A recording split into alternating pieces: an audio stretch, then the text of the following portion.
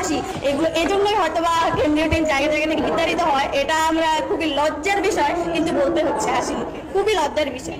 ওর ছাত্রলীগ গেছে, কিন্তু ওর মধ্যে ওই যে আগে করতো ওই রক্তে একটু মনে হয় থেকে গেছে, এই জন্য হুমকি টামকি এখনো যাই হোক। আর কেন্দ্রীয় টিম কেন কোনো ধরনের রাজনৈতিক দলের সাথে বসবে, কেন কোনো ধরনের রাজনৈতিক দলের লোককে তারা হচ্ছে গিয়ে সুযোগ দিবে? লজ্জার বিষয় হলে, দুঃখের বিষয় হলে বলতে হচ্ছে যে আমরা নিজেদের কর্মকাণ্ডের কারণে জনতাকে, সাধারণ জনতাকে আমরা হারিয়ে ফেলতেছি। আচ্ছা শুনেন, আর দেখতে হবে না, বাকিটা আমি বলতেছি। তিনি বললেন যে সমন্বয়ক সার্জিস হাসনাতকে আমি একাই খেয়ে ফেলবো, মানে তার সম্পূর্ণটা বক্তব্য। তিনি এই কথা কেন বললেন?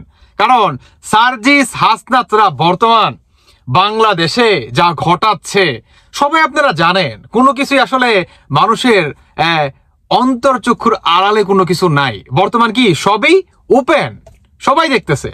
আপনার সচিবালয়ে আগুন লাগানো, এবং সময় টিভিকে আপনার লিস্ট ধরাই দিছে, এবং তারপর দিন এসে আপনার আজকে এসে ক্ষমা চায়। হ্যাঁ, একের পর এক কিন্তু ঘটনা কিন্তু ঘটতেই আছে। শুধু এটাই না, সাধারণ শিক্ষার্থীরা কেন সমন্বয়ক সার্জিস এবং হাসনাত এবং উপদেষ্টাদের উপরও এত মনে করেন ক্ষিপ্ত? অনেক রিজন আছে। প্রথম রিজন হচ্ছে বর্তমান বাংলাদেশে এখন পর্যন্ত বিনা চিকিৎসার অভাবে এক একজন মারা যাচ্ছে। অন্যদিকে উপদেষ্টারা হেলিকপ্টারে চড়ে নানান জায়গায় ঘুরে বেড়াচ্ছে। অপোজিট সাইডে সার্জিস হাসনাত কোটি কোটি টাকা কামিয়ে নিচ্ছে, এবং বাংলাদেশের বর্তমান যারা নাকি আপনার হসপিটালে বিনা চিকিৎসার অভাবে প্রতিনিয়ত কাতরাচ্ছে তাদেরকে দেখছে না। কেন দেখছে না? কারণ এদের কাঁধে ভর দিয়ে এরা হচ্ছে এই সরকারের চেয়ারে তাদের বসাই ছিল মূল টার্গেট। তাদের টার্গেট ছিল না যে বাংলাদেশকে সংস্কার কাজ আপনার শেষ করবে, উন্নয়ন করবে, এইটা করবে সেটা করবে। তাদের মূল টার্গেটই ছিল আপনার সরকার পতন করা এবং দেশটাকে নিজেদের মতো পরিচালনা করা, এবং নিজেদের মতো ব্যাংক ব্যালেন্স আরো বৃদ্ধি করা, নিজেদের ব্যক্তিগত প্রপার্টিকে আরো হাই করা। এটাই ছিল তাদের মূল উদ্দেশ্য।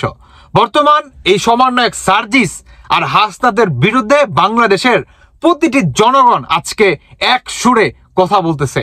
এর থেকেও মজার বিষয় হচ্ছে বাংলাদেশে যারা নাকি আপনার বৈষম্য বিরোধী ছাত্র আন্দোলনের সাথে আপনার যোগ ছিল, মানে আপনার এক কাতারে ছিল আর কি, কাঁধে কাঁধ মিলিয়ে আপনার রাস্তায় আন্দোলনে নেমেছিল, তারা আজকে সমন্বয়ক সার্জিস হাসনাতকে প্রতিনিয়ত আলটিমেটাম দিচ্ছেন এবং একের পর এক আপনার কঠিন থেকে আরো বড় কঠিন লেভেলের ভাবে তাদেরকে হুঁশিয়ারি জানাচ্ছেন। কেন জানাচ্ছেন? কেন? কারণ দেখেন, এরা কিন্তু কইছে যে আপনার সংস্কার কাজ শেষ করবে, তারপরে হচ্ছে আপনার বাংলাদেশে আপনার পুলিশ প্রশাসনকে তার নিজের দায়িত্ব পালন করতে দিবে, কিংবা আরো অনেক অনেক কাজ করবে। কিন্তু আপনি যদি দেখেন আমাদের বাংলাদেশে যারা নাকি মন্ত্রী কিংবা এমপি হয় তারা কিন্তু কি করে, হেলিকপ্টারে চড়ে, কিংবা আপনার পুলিশ প্রশাসনের যে একটা আপনার থাকে, গার্ড থাকে, ভিআইপি একটা সুযোগ সুবিধা, এই যে আপনার সরকারি একটা মানে ব্যয়বহুল যে একটা খরচ, এই খরচটা কিন্তু আপনার কমিয়ে আনছে না, বা তারা কিন্তু কমাচ্ছে না। আসলে আলটিমেটলি যদি আপনি দেখেন বা আমরা যদি দেখি, একটা হচ্ছে আপনার জনগণের ম্যান্ডেটের মাধ্যমে একজন প্রার্থী আসা, তার সুযোগ সুবিধা হচ্ছে আরেক রকম। আরেকটা হচ্ছে নিজেরা চুরি চামারি করে এবং আপনার কি বলে সমন্বয় বা ছাত্রদের আপনার মরা দেহ কিংবা লাশের উপরে পাড়া দিয়ে ক্ষমতায় বসে কিভাবে এত কিছু বা এত সুযোগ সুবিধা ভোগ করা যায়, এটা হচ্ছে এই সমন্বয়কারীরা। একদম স্পষ্ট ভাই, কোনো কিছুই বর্তমান বাংলাদেশের লুকায় নাই। আর এরা নাকি করবে সংস্কার। আমি বলতে চাই বর্তমান যারা নাকি এই সমন্বয়কদের বিরুদ্ধে কথা বলতেছেন, আপনাদেরকে আরো জোরালো হতে হবে। কারণ এরা কিন্তু আপনাদের জানের উপরে পাড়া দিয়ে ক্ষমতায় বসছে। আপনাদের উপরে যদি আজকে তারা খেয়াল রাখতো তাহলে বুঝতে পারতাম, কিংবা আমরা বলতে পারতাম। কিন্তু এরা বা এদের ক থেকে চন্দ্রবিন্দু চান অব্দি টোটালি মানে পুরাটাই হচ্ছে ভোকাস, পুরাটাই ভোকাস। আপনি বিন্দু পরিমাণ মিল পাবেন না এদের এগেনস্টে, বিন্দু পরিমাণ না।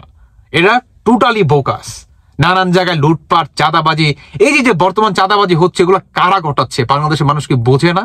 এই সমন্বয়কারীরা বাংলাদেশের প্রতিটা স্টেপে, প্রতিটা জায়গায় তাদের নিজস্ব মানুষ তারা মনে করেন বসায় রাখছে, তারা নিজস্ব মানুষ বসায় রাখছে। এই সিন্ডিকেট গুলা কারা করাচ্ছে? এই সমন্বয়কারীরা করাচ্ছে। কেন আজকে বাংলাদেশের দ্রব্যমূল্যের দাম মনে করেন নিয়ন্ত্রণে আনছে না? চাইলেই পারে, কিন্তু তারা আনছে না। কেন জানেন? কারণ তারা জানে যে আমরা তো আর চাইলে বেশি দিন থাকতে পারবো না। সো আমাদের যে শর্ট সময়টা আছে এর ভিতরেই আমাদেরকেই যা করার তা করে দেশ থেকে ভাগতে হবে। মানে কি, ব্যাংক ব্যালেন্স সবকিছু করেই ভাগতে হবে।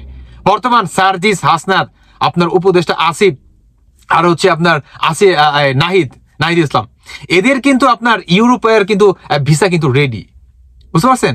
এদের কিন্তু ভিসা রেডি, এরা যে কোনো সময় মনে করেন চলে যেতে পারবে। দেখবেন যে হুট করে তারা চলে গেছে, দেশটাকে কোটি কোটি টাকা পাচার করে তারা চলে গেছে। আপনি মিলিয়ে নিয়েন, এই যে আপনার সচিবালয় তিন বান্দরের চেম্বারে কেন আগুন লাগলো? আমার প্রশ্ন আপনাদের কাছে, এটা কি মানুষ বোঝে না? অবশ্যই বোঝে।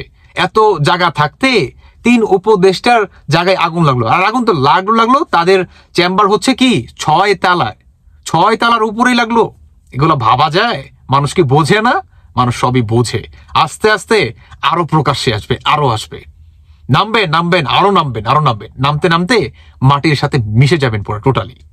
দর্শক বন্ধুরা, বাকিটা আপনাদের ব্যক্তিগত মতামত অবশ্যই জানিয়ে যাবেন। ধন্যবাদ সবাইকে। আল্লাহ হাফেজ, আসসালামু আলাইকুম।